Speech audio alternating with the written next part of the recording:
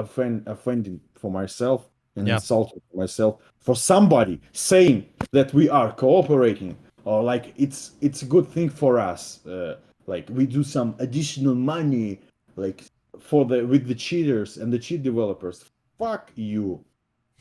Hey up everyone, Magpie Gaming here, I hope you're all doing well. So what you've just seen is Nikita's reaction to the accusations that Battlestate games are somehow in collusion with the cheat and hack makers and actually making money from the hacks that are run in the game. So there's quite a big backstory to this which I'm going to go into in this video. There isn't going to be a great deal going on in the background though, so if you just want to close it down and listen to me, that is fine. It's not like I have any sort of world-beating gameplay to put in the background of the video, so yeah, if you just want to close it down and listen to me, that is cool. So it's a question that I had asked myself quite a lot in the 2.5 years that I've been following Escape from Tarkov. Does it have an issue with cheats? Yes, it does. There's a very simple answer to that. It does. Any online game has an issue with cheats. It just comes with the territory, unfortunately. Where there is an online game that somebody wants to be the best at, there will be somebody out there that wants to get there quicker than anybody else and is willing to use cheats and hacks and even pay for services to get them where they want to be. It's just the unfortunate downside of online gaming. Escape from Tarkov being no different from that. What might make it a little bit worse in Escape from Tarkov is that the game has an in-game economy. You need, its virtual currency to play the game. You have to buy the gear to go in with, you have to buy the gear to do certain things within the game. So where you have that kind of economy, a real world economy will spring up around it, and that is where we have the real money traders that trade in items in the game for real world cash. And that probably makes things a little bit worse, but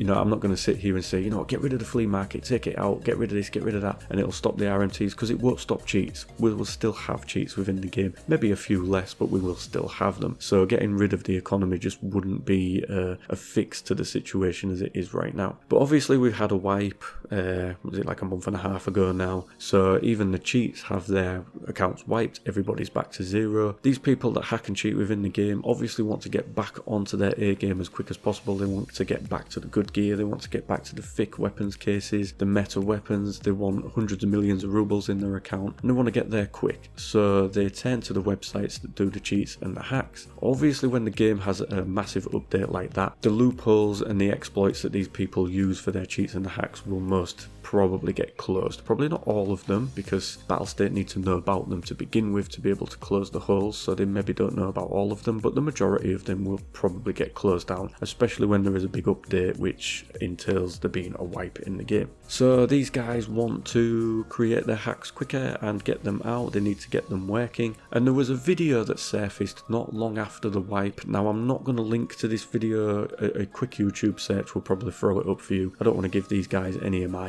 AdSense time, but yeah, this video basically accused Battlestate games of being in collusion with some of these websites, whereby when the game was wiped, they would allow these websites access to the code to create their cheats and hacks quicker than they would normally take them, and for that they would take a cut of the profit that they make on other cheats.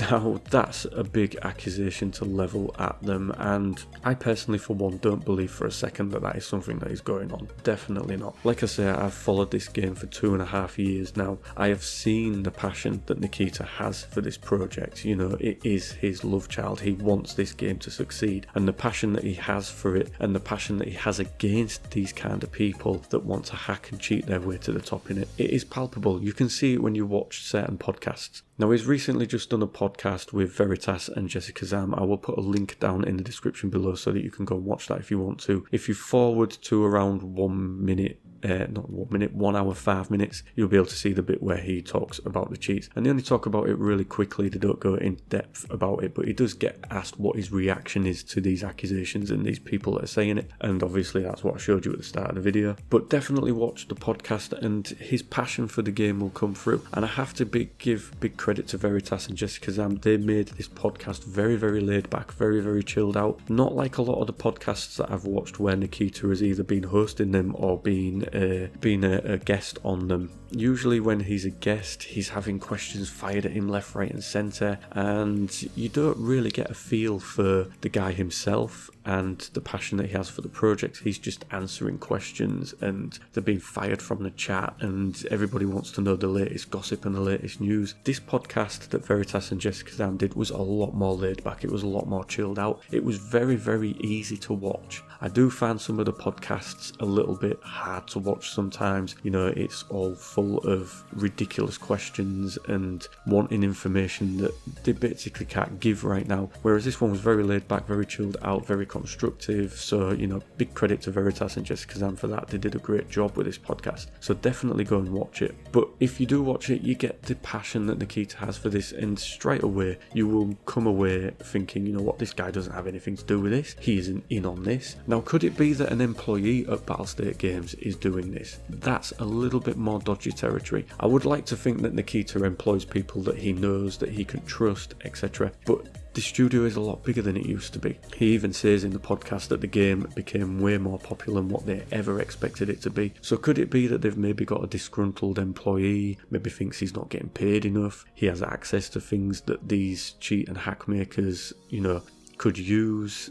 That maybe. I'd still like to say no. I hope that isn't the case, but who knows? From Nikita's point of view, yes, he's definitely not in on this. He's not got nothing to do with this whatsoever. And I would think that if he found out that an employee was, they're certainly not going to work for Battlestate ever again. And I think he would do his damnedest to make sure that they don't work for any other game studio in Russia again. If not the world, he would definitely make sure that this person, that people know this person's a bad apple, don't work with him. But cheating is an issue in the game, and it's become more prevalent just recently. Obviously, Reddit, Twitter, Facebook, Instagram, all of the social media platforms are rife with people complaining about it. There's videos and clips everywhere, and yes, sometimes, or a lot of the time, these can be down to desync or just somebody being better than somebody else, you know. But there are times where there are kills that you think, you know what, that was really dodgy. So in the 2.5 years that I've played the game, I have reported one person with the in-game report button. There's probably been about 5 or 6 times where I've been killed where I've thought, you know what, that person must have been hacking. There's no way they could have done that to me. But obviously, because it was a little bit harder, you had to come out the game to do the report and everything, I never did the report. But once the in-game button was added, I've used it once for somebody that was a blatant speed hacker. You know, they were zooming across the screen, killed me. It's like, yeah, you're definitely hacking. But yeah, a lot of kills can be put down to just general networking issues with the game, etc. But there are times where there are very, very sketchy kills out there, and it's always better to report them than to sit back and think, you know what, I don't know if there was hacking or not, blah blah blah. It's better to report them, just get it done. You know, they will look into it eventually, but it's becoming more and more of an issue within the game now, and I think it's at the point where it's stopping people playing certain maps. Now, I've been watching a lot of Pestilli recently. He's putting out a lot of good gaming content, and I'm enjoying it a lot. And I've been watching a lot of his videos, and I watched one where he said that he wouldn't play labs. He'd stayed off labs for about a week because it was just unplayable. It was just full of hackers. Now, if you're going to hack in this game and you want the rarest loot in the quickest amount of time, it's going to be labs. It is the best place to do it. That's why you have to pay to get on that map in the first place. But it is full of hackers, and you know, for somebody like Pestilli to say, you know what, I ain't playing this map because it's just full of them, that speaks volumes at the end of the day.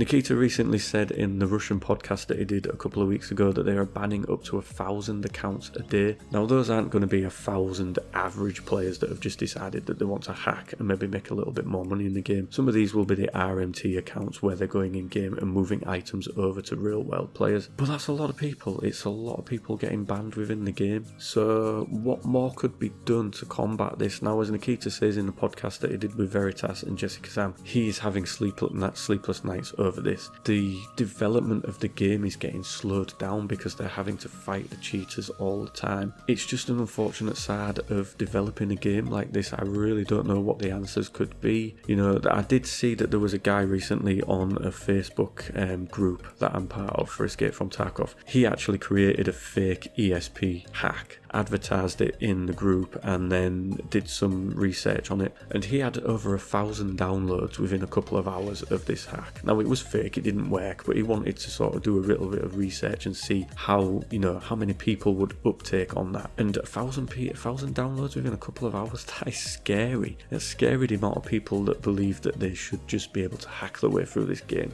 I've also seen people on Reddit do similar sort of tests where they've gone into maps like Reserve, they have kitted themselves out with the best sort of gear, and they have hidden themselves away and stayed hidden, and people have just come straight to them, found them, killed them and took the gear, you know, especially when they're in areas where people just wouldn't go look. You know, they've hidden themselves very, very well, but obviously people have got these hacks on where they can see where people are and they just go straight to them and kill them. So it's crazy, some of the hacks that are out there for this game at the moment, and it's generally scary. Now, Battlestate Games did bring BattleEye in to help with this, and it's telling just how quiet they are just lately. There's very little from these guys. In fact, I had to actually go do a little bit of digging to see if they were still sort of policing the game. You know, they have their little logo in the splash screen, but there's nothing more. To go on their website to see if Tarkov was still listed as one of the games that they police, and it is. But I don't know, what do they do? What do they actually do within the game that's stopping cheats? It was my understanding that when they brought BattleEye in, that would relieve the pressure from Battlestate Games. Yes, Battlestate Games were still going to do their bespoke anti-cheat, but that was going to be backed up with BattleEye, and I expected that BattleEye would do the bulk of the bans and things like that. But it seems like all of the onus and all of the pressure is back on Battlestate at the moment. So I don't know really what else could be done other than asking people to not hack, not use these sites. But you know what? That isn't going to work because people are making real money out of this. And whilst people have money to spend and want to get further in a game, they will do that. They will go to these websites and buy the items that they need, etc. And it's just, I think it's really unfortunate. It's a sad state of affairs for the game. Hopefully Battlestate can start to get on top of this. They do try to keep themselves quiet with what they're doing in terms of hacks and bans and the cheats within the game, because they don't want to give any of these people a heads up as to when they may be updating the game with anti-cheat and things like that. But my personal sort of experience with cheats is that I haven't come across many, but then I'm a casual gamer. I play a couple of hours a day. I'm not one of these that spends 8 to 12 hours a day playing the game. I'm sure that if I did that, I would come across a larger section of hackers than I do currently. I've got to say, I can appreciate being killed by somebody that is better than me. I can kind of tell if something is a little bit dodgy, and I haven't had too many dodgy kills. You know, it doesn't seem to affect me as much as it does others, but then again, like I say, I don't play as much as other people do. Hopefully Battlestate can get on top of this issue as we move forward, and there'll be less cheaters and hackers out there. Will that ever happen? I don't know. It does seem to be that it's more of an issue now than ever before, especially trawling social media and seeing people complain about it. So fingers crossed it gets sorted, but like I say, if you think you've come across a cheater or a hacker, report them. I do know that you can report websites through the support ticket thing that you think are selling hacks or maybe selling in-game items. It's always worth doing that as well, so that they can check out these websites, because if they're able to get hold of the hacks and the software that these websites use, they're then able to reverse engineer it and close the loops that these people are using. So it's always useful to do that as well. And that is pretty much it for this video, ladies and gentlemen. If you have any sort of comments on this subject, put them down in the comment section below. It'd be lovely to hear what you think on this subject. And as always, thank you very much for watching and listening. Don't forget to like, share and subscribe. Stay safe, and I will catch you in the next one. Take care.